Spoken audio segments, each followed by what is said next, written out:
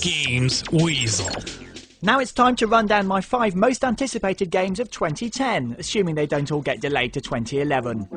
First up, it's Lost Planet 2. As one of the first games to come out on the 360, this game absolutely floored me in terms of the arcade-style gameplay and visuals as you fought inside big mechs in a snowy landscape and shot lots of insects in the bum. This sequel takes place 10 years after the original story, and now all the ice has melted to reveal a jungle landscape. You can now customise your character, giving more of an RPG feel to the game, and play through the game in co-op mode online. You can expect to play this one in February.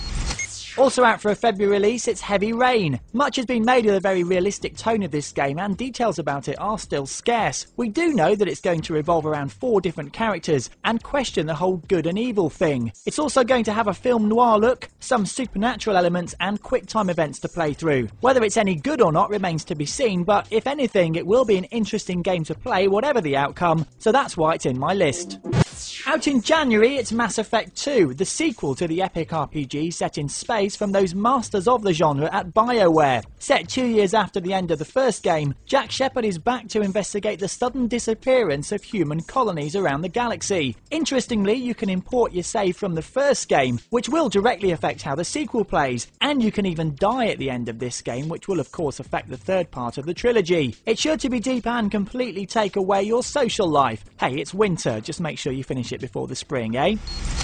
Now coming out in March, it's God of War 3. This will be the first game of the series on the PS3 and is sure to look absolutely stunning considering it already looked pretty tasty on the PS2. Kratos still needs to go to anger management and is once again waging war with the gods. Never a good idea. Of course he's using his Blades of Athena, his bow and his big fist gauntlets to smash everything up in his path, including solid objects of the scenery. This game is sure to be a slick action experience to give you blisters, and it's a must for anyone who owns a PS3. And to be released sometime in 2010, it's Super Mario Galaxy 2. Originally supposed to be a return to the planets visited in the last game, the game has changed direction and now features all new spherical 3D worlds and, apart from using the Bee-suit, completely new features and gameplay mechanics. Mario can now also ride Yoshi to swallow things and lay eggs, and the game may also include the Super Guide feature from New Super Mario Bros. Wii to help you if you get stuck. And that's good news too, as the game's supposed to be even harder than the already challenging original. Well, there's just some games I'm looking forward to playing in the first year of the next decade. Let's just hope they all actually see the light of day.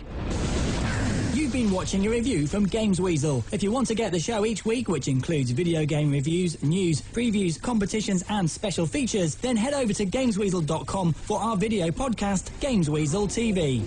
Gamesweasel.com